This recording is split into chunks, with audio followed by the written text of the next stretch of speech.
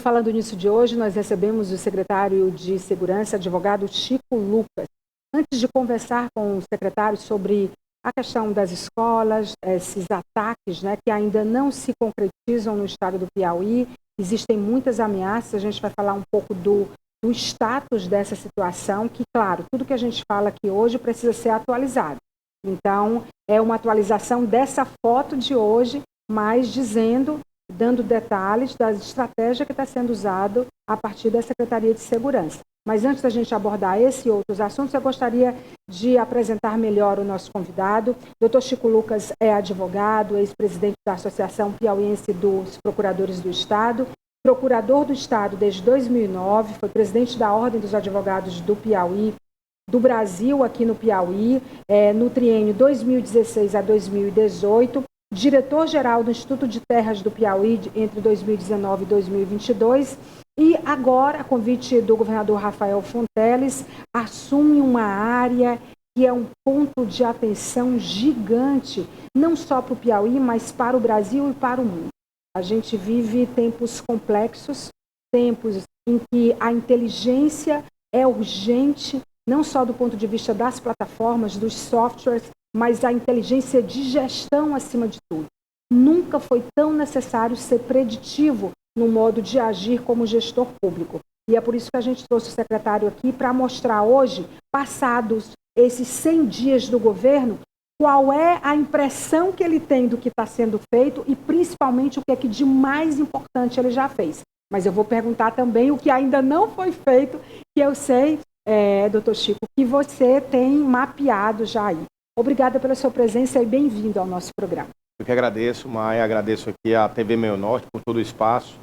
Dizer que realmente é um desafio muito grande, né? O governador Rafael Fonteles nos convidou e, como você disse, é um problema nacional, mundial, né? O aumento da violência faz parte de um contexto, na verdade, de corrosão das relações, né? Existe aquela discussão sobre o número de amigos que nós temos nas redes sociais, a gente tem no mundo virtual e o que tem, de fato, na vida real, quanto essas relações que antes eram muito mais sólidas e concretas passaram a ser fluidas, né?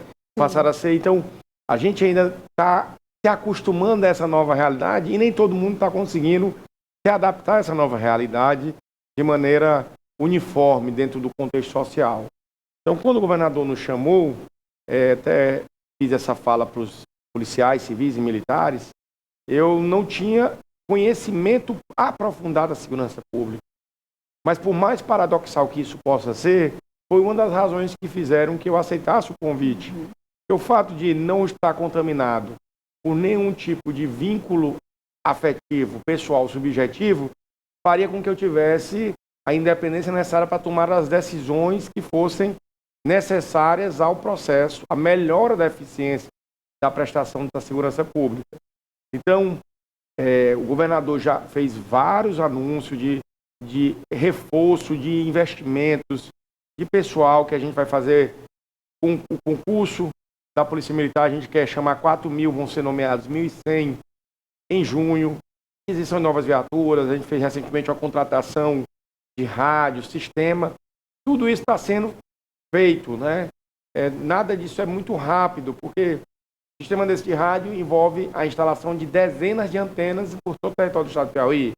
A formação dos policiais depende de um curso de formação extenso, mas mesmo sem a gente ter implementado definitivamente as iniciativas que já foram anunciadas pelo governador, nós já estamos tendo algumas melhoras nos índices, principalmente de mortes violentas intencionais, justamente por causa do rearranjo institucional que foi feito, principalmente com a integração das polícias civil, militar e corpo de bombeiros. Então a grande questão, eu acho, nós temos excelentes quadros, nós temos uma polícia civil e militar muito qualificada, com homens muito obstinados, trabalhadores, ou seja, a grande massa dos policiais são de bons profissionais. No entanto, não havia uma integração efetiva, era muito mais no campo do discurso. A gente está tentando transformar essa integração bem efetiva e eu conto muito com o apoio dos comandantes, né? O comandante Cheivan Lopes, da Polícia Militar, o delegado-geral da Polícia Civil, Lúcio Queico, o comandante-geral do Corpo de Bombeiros, José Rigo, todos os três não têm medido esforços e não há nenhuma ciumeira, porque ficou entendido que o secretário é responsável pela articulação e a representação da vontade popular feita pelo governador. Então, o governador é eleito, tem um período de 4 anos. Nesses 4 anos, ele elege os seus representantes na secretaria. Então, em última medida, eu, como secretário, eu sou o representante do povo. Os policiais são membros da corporação, eles são concursados. Então, eles são definitivos. Mas quem define a política pública é o povo, através de seus representantes. E eles dizem o quê? O que eles deixaram claro para a gente na campanha? Que foi a máxima do governador. O governador quer, entre outras coisas, melhorar a qualidade do serviço público. Então, a gente tem que melhorar a prestação, seja no BO, tem que ser rápido, célere, tem que ser por meio virtual, que a gente já vai lançar isso aí. Lançamos o Ei, minha irmã, não se cale, que era pelo WhatsApp. Seja a Polícia Militar, aumentando o patrulhamento, mais blitz, mais ronda, mais policiamento, seja a conclusão dos inquéritos e a prisão. Então, tudo isso faz parte de um contexto maior, que é melhorar a qualidade do serviço público. Em última medida, punir quem comete crime e, consequentemente, ter uma população que tenha índices mais toleráveis de segurança, seja o número de homicídios diminuir, número de roubo, furto. O crime não acaba, né? O crime, ou seja, toda relação social, ela, em alguma maneira, pode deteriorar.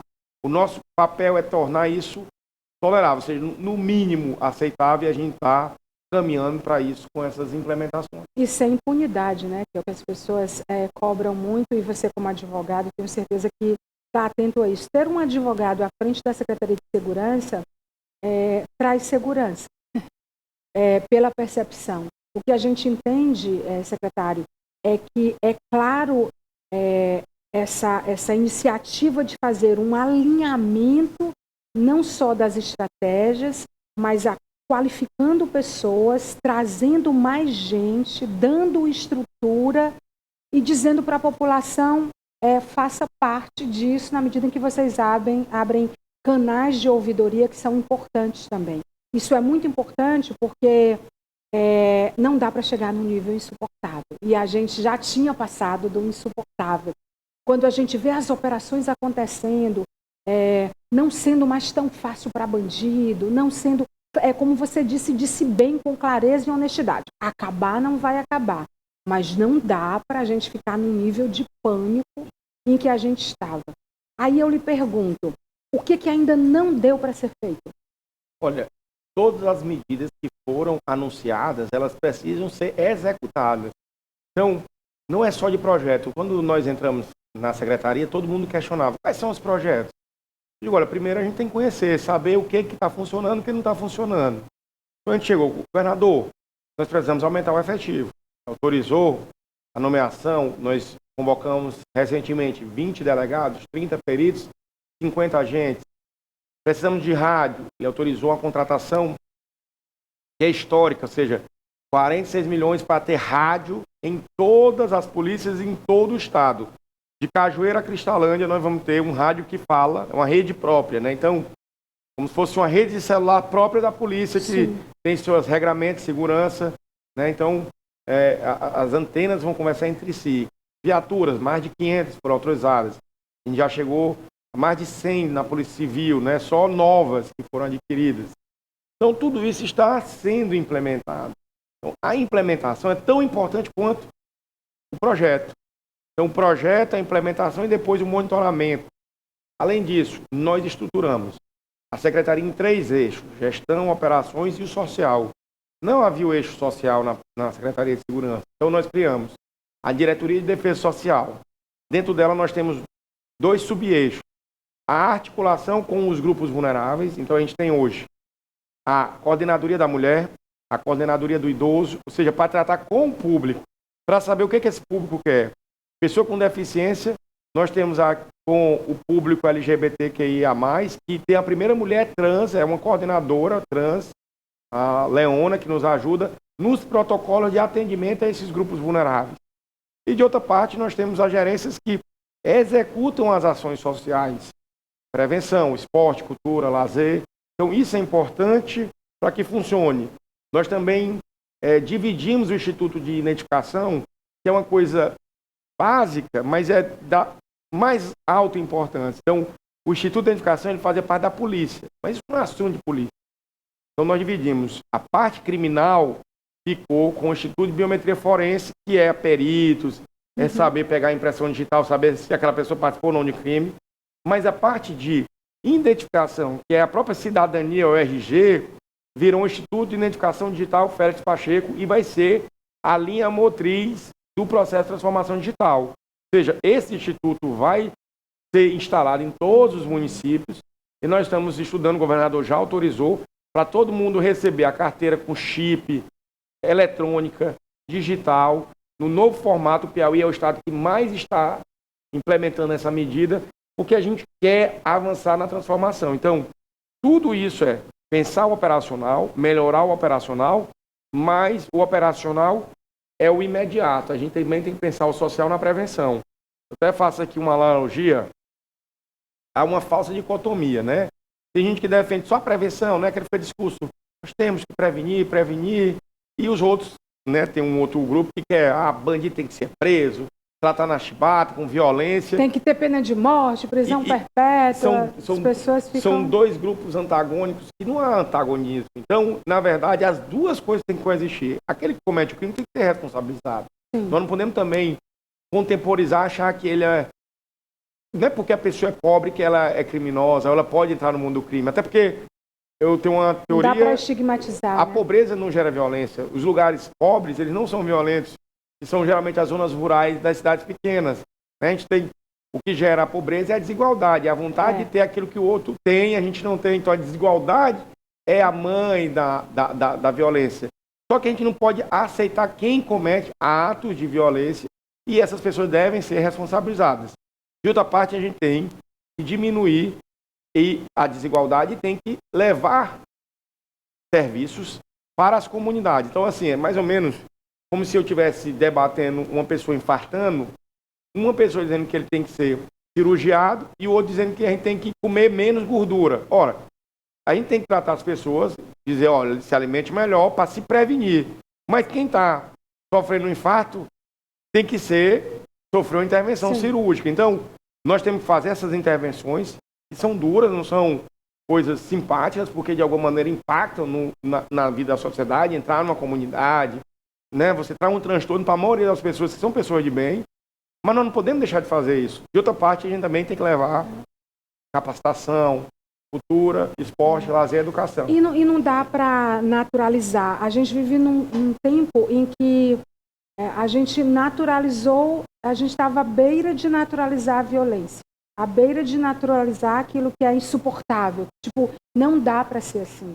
E aí você tocou em pontos, eu entendi que em resposta à minha pergunta, que foi o que ainda não foi feito, é talvez esse alinhamento de fazer com que a violência diminua, não só em consequência das ações policiais, né, da repressão, mas também em outras áreas agindo junto. Eu entendi que a resposta foi Perfeito, essa. você compreendeu justamente. Aí você tocou em pontos que são importantes. A segurança das cidades, a gente está falando do Brasil, é claro, ela passa por várias coisas, né? Eu até elenquei algumas aqui. Desigualdade social, que você acabou de mencionar. Corrupção é um grave problema no Brasil que afeta a sociedade como um todo, né? Então, a falta de investimento adequado em equipamentos, tecnologia, treinamento, termina sendo fruto de algo que é um dinheiro desviado, que é o que vocês têm investido, né? Para investir, precisa ter essa transparência, essa lisura e essa honestidade em relação ao recurso público. O narcotráfico, né, que mina as cidades e as famílias de uma forma gigante, o crime é muito organizado. Eu queria, a partir daí, trazer como aqui vocês estão trabalhando serviços de inteligência, contar aquilo que pode ser contado, porque eu não defendo a gente abrir mão, assim, às claras, de contar todos os protocolos, porque senão atrapalha o trabalho de vocês. Eu sou dessa ala do jornalismo que não se conta tudo para dar ouro para bandido.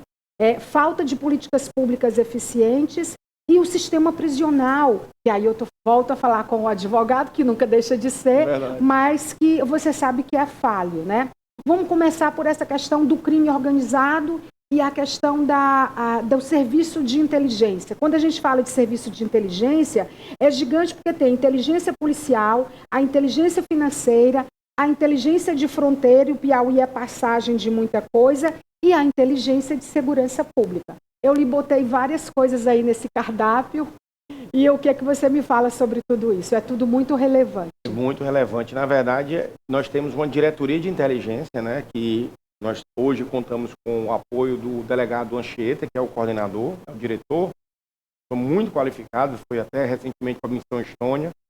Essa questão da inteligência, ela passa muito mais pelo controle dos dados, controlar os dados sem violar a privacidade das pessoas. Então, todo mundo, ao longo da sua vida, produz conhecimento, ela vai deixando por onde você passa, o que você come, o que você consome, por onde você anda. Então, o monitoramento da sociedade, por consequência, os elementos criminosos fazem parte de uma sociedade, eles não são fora ela é um elemento muito importante, mas nós vamos ter, e a gente está se debruçando sobre isso, como enveredar por uma maior parte da segurança sem negligenciar os direitos básicos, a privacidade e a personalidade. Então, esse, para mim, é um grande desafio. Porque hoje a gente produz tudo nas redes sociais, tecnológicas. Sim. Então, a gente está tentando construir o nosso sistema dentro desse arcabouço do Marco Civil da internet. Ou seja, existe a inteligência policial, a mais antiga, que é saber monitorar, mas hoje ela não pode prescindir dessa coisa digital. Então, a inteligência, ela vai ter um forte investimento. Nós estamos preparando a licitação até para licitar, isso é difícil. Então, a gente pegou várias experiências da Polícia Federal, do Exército, do Ministério da Justiça, terminamos de preparar um estudo, já vamos lançar, que é para montar o nosso data center, ou seja, ter todos os dados criminais em um único lugar, né? Isso é um passo. Você colocou aí a questão do alinhamento. Realmente, a gente não deu ainda para fazer a parte social, porque ela demanda tempo. Então, mais ou menos, voltando para aquela história, né? Então, eu estou acima do peso, estou passando por problemas cardíacos, passando por uma intervenção, então isso é para resolver imediatamente, mas a cura definitiva passa por uma dieta, então, por uma reeducação. A intervenção está sendo na segurança aquilo que é urgente. Urgente, mas não resolve. Então, mas não resolve. Então eu estou fazendo um cateterismo, desobstruindo e tudo, sim, mas eu preciso dizer para a pessoa, olha, nós vamos nos reeducar, nós vamos melhorar nossa alimentação, nós vamos melhorar exercício físico, ou seja, sim, fazendo esse paralelo para as pessoas entenderem. Então agora, do mesmo jeito, nós vamos fazer a intervenção numa comunidade, prender essas pessoas. Mas nós precisamos de outra parte, fazer isso e mais aquilo. E aí vem a desigualdade, é a mãe da violência. Isso gera uma série de consequências. E o crime é muito organizado, né? Você prende um cabeça, eles operam de dentro dos presídios e eles têm vários soldados, né? Várias mulas, várias... É uma organização, assim, que é uma coisa impressionante. Mas aí uma coisa que eu ainda não aprofundei, não refleti ainda suficientemente, para saber se eles são organizados ou a gente é desorganizado. Na verdade, eu não tenho essa conclusão, assim, porque existem vários tipos de organizações criminosas. A máfia, por exemplo, ela é uma estrutura hierarquizada com um regramento. Uma gangue, ela é horizontalizada sem regras, é uma identidade geralmente territorial, ou seja, de afinidade territorial. Eu vejo as nossas facções muito mais como uma gangue do que como uma máfia, porque elas se alinham para um objetivo, mas é uma estrutura horizontalizada. Eu estou tentando estabelecer essa hierarquia, né? Sim. E quais são as regras que eles obedecem. A grande questão é essa, assim, enquanto eu tiver um universo de pessoas à margem do sistema alimentando essas organizações criminosas, então a gente pode enxugar gelo justamente por quê? Porque se eu não tiver um forte investimento na reinserção social de uma camada alheia, elas vão ficar alimentando. Então não é porque eles são organizados, é porque... Eu achei muito, secretário, honesto, achei muito claro a sua observação, porque você traz luz àquilo que a gente precisa entender. Quer dizer, para mim foi uma informação importante. Você questionar, eles são organizados ou a gente é desorganizado? Eu não tenho essa resposta. Né? Até que ponto? Porque você tem coisas que você vai conseguir tangibilizar e tem coisas que você não vai conseguir.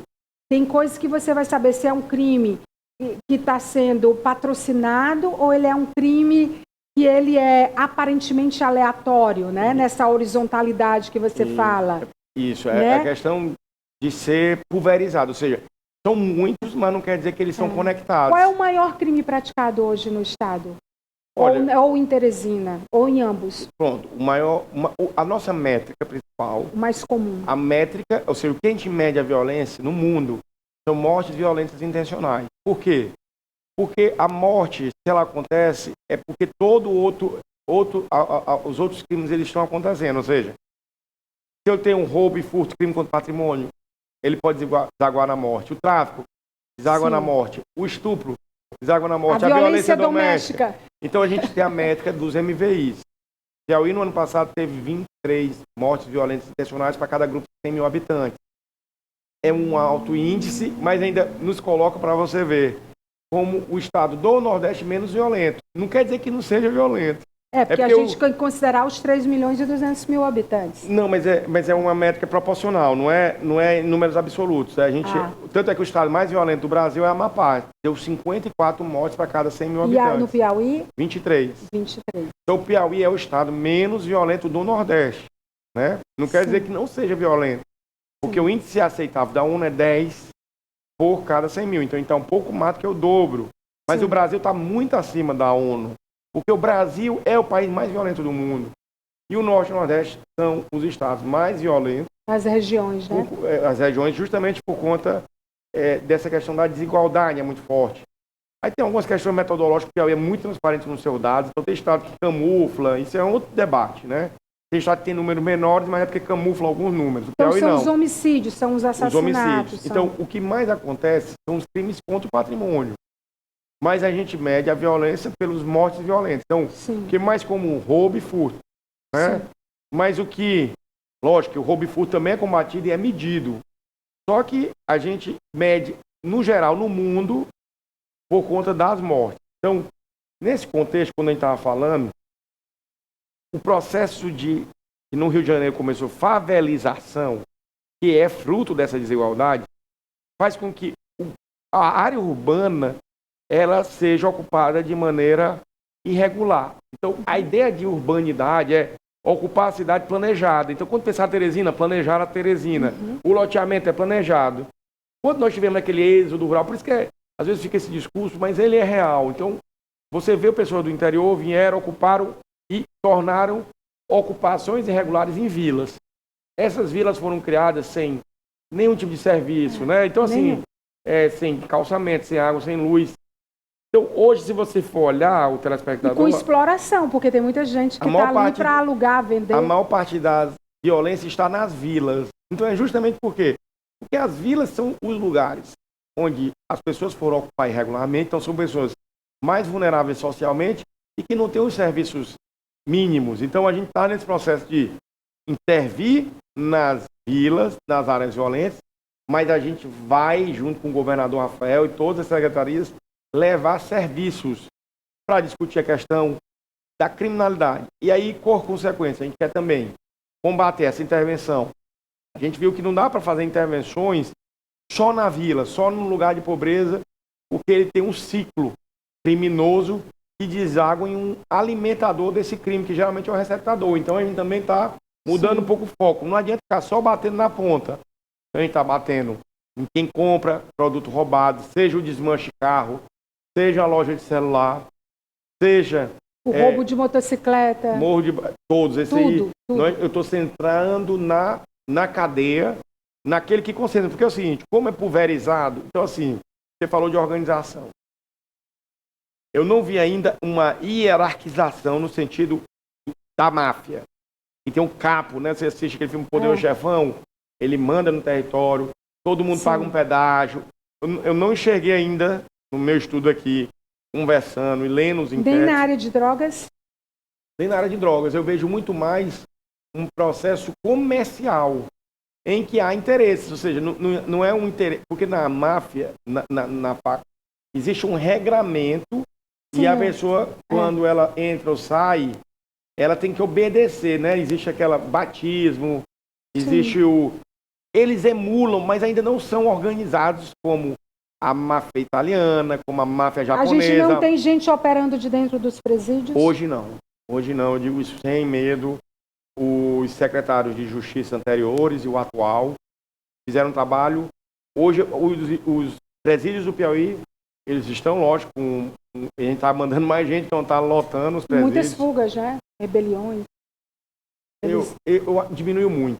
O sistema penitenciário, no Brasil, de modo geral, desde Pedrinhas, Pedrinhas, tivemos eventos também no Rio Grande do Norte e no Amazonas, ele melhorou muito, né? Com o CIAPEN, que é o Sistema Nacional, o DEPEN. Então, ele melhorou muito o sistema penitenciário. A questão mesmo é aqui o crime fora e essa cadeia, porque tem quem compre, tem quem venda, né, Maia? O problema é assim, se tiver quem compre, vai ter quem venda. A gente tem que combater esse elemento. Então, o elemento organizador do crime é o receptador. Mas eu percebo claramente que vocês estão fazendo estratégias baseadas em dados, o que é super importante, porque significa economizar tempo, recurso, ter mais pressa. E a coisa, e lhe vendo falar, a gente percebe claramente que muito provavelmente estava tudo, e ainda está, porque não deu tempo de resolver, né? Tudo tão aleatório, todo mundo sendo roubado, todo mundo morrendo, matando, estava tão sem medida, uma coisa tão descabida, que você precisa realmente agir para, pelo menos, estancar isso em alguma medida e ficar, como você abriu a entrevista, num nível suportável para a população.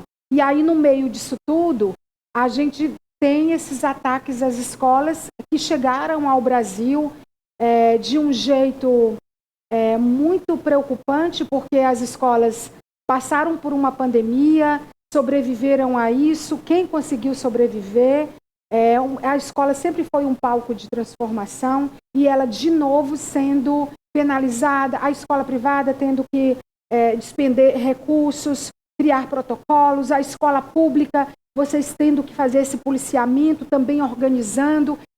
Essa necessidade da gente falar sobre paz no momento em que há muito medo, né? Uma inteligência que vocês precisam ser rápidos para agir, a ponto de tá pegando coisas que parece brincadeira, as pessoas ainda não estão levando a sério, mas a gente vê claramente da sua parte, da parte da sua equipe e dos policiais que são ótimos, no sentido de dizer, não é para brincar. Você está brincando de dizer que vai matar, de carregar um cabo, de espalhar fake news, de fazer apologia.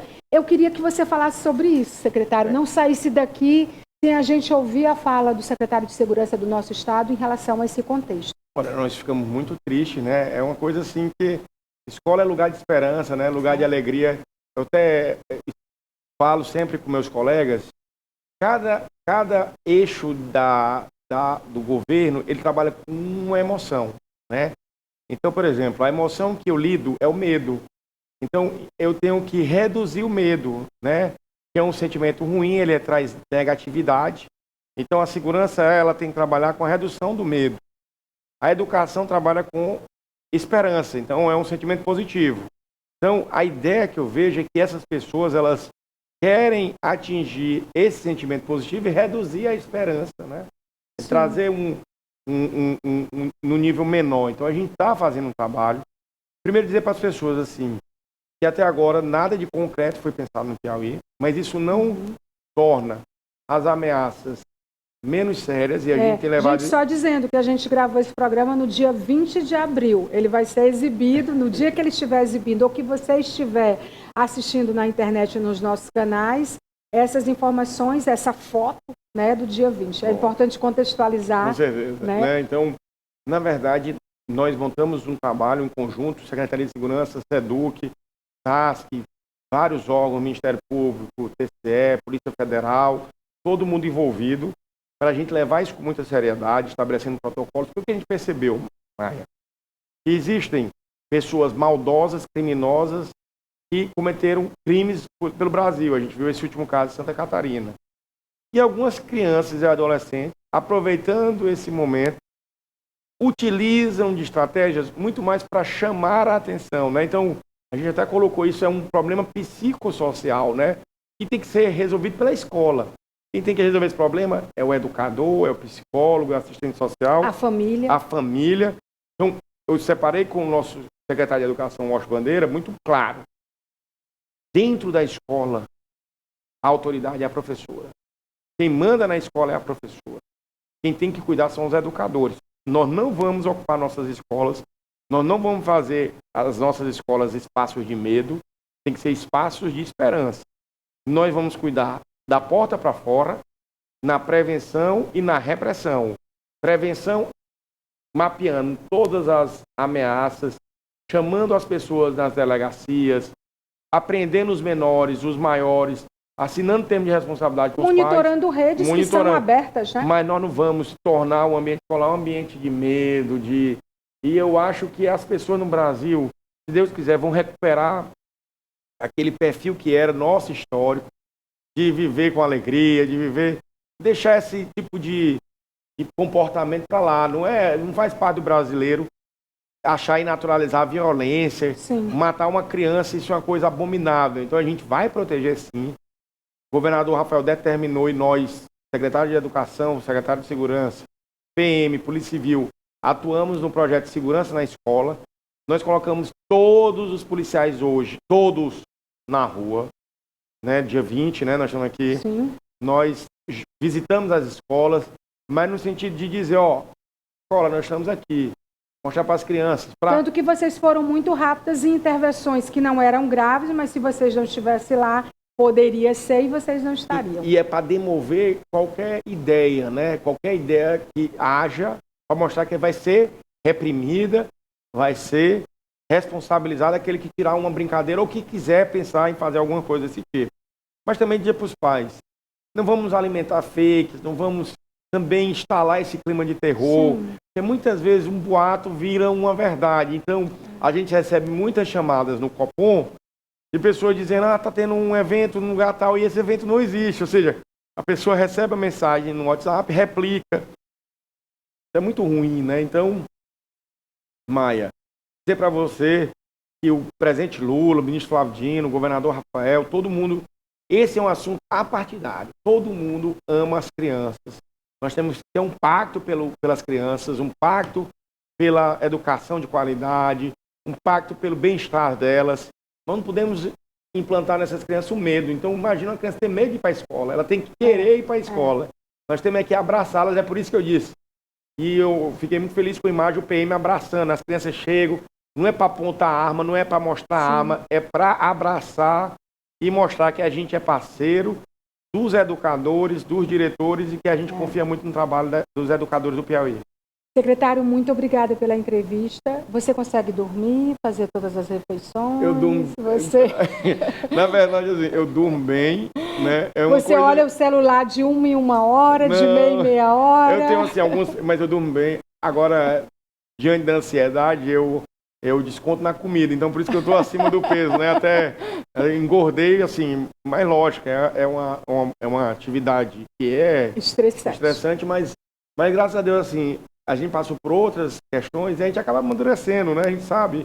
Então a OAB foi uma lição maior, porque eu não tinha tanta maturidade, mas hoje eu tenho mais tranquilidade, mas como eu digo sempre, disse na minha posse, eu entrei nessa missão, mesmo sem ter afinidade com a segurança pública, porque eu tenho 3 filhas, moro em Teresina, minhas filhas moram em Teresina, moro no Piauí, meus pais moram aqui. Então, se eu quero um lugar melhor para morar, eu também tenho que contribuir para isso. Então, eu não vou me furtar de contribuir para que a gente tenha um lugar melhor, porque todo mundo quer viver em paz, né? E nós vamos chegar a esse momento de paz, mãe. Secretário, muito obrigada pela entrevista. Conte conosco no sentido de sermos voz na mídia, nas redes sociais, nos lugares de voz que a gente realmente ocupa, porque eu acho que é necessário o que você disse, todos fazerem a sua parte, não só no que diz respeito às escolas que precisam ser cuidadas e a gente levar essa cultura de paz, mas em todos os contextos. Eu acho que a gente precisa ser sério na hora de tratar o que realmente precisa ser sério. Não dá para a gente ficar brincando ou agindo de forma aleatória quando tem tanta violência, quando tem tanta coisa no mundo No Brasil, no Piauí, não é diferente e a gente precisa apoiar um projeto que veio para dizer, vamos dar um basta? Então vamos lá ver o que a gente consegue. Eu sei que tem muita coisa que está por vir, então a gente pode marcar aí uma vez por mês para você vir aqui. Não, você pode. Para mim é um prazer, eu sempre lhe acompanho, né, desde a minha adolescência. Eu sei o quanto você leva muito a sério, né, esse tipo de cobertura que é muito mais construtivo, né, de entrevistar, né, até o tempo que a gente tem aqui para expor. Então, quantas vezes você me chamar, eu vou estar aqui à sua disposição. Muito obrigada pela disponibilidade. Chico Lucas, advogado e secretário de Segurança do Estado do Piauí, na nossa entrevista hoje especial com ele, para a gente poder falar sobre tudo isso que precisava ser falado. Eu volto em 2 minutos, não saia daí. Tem mais falando nisso. Até já.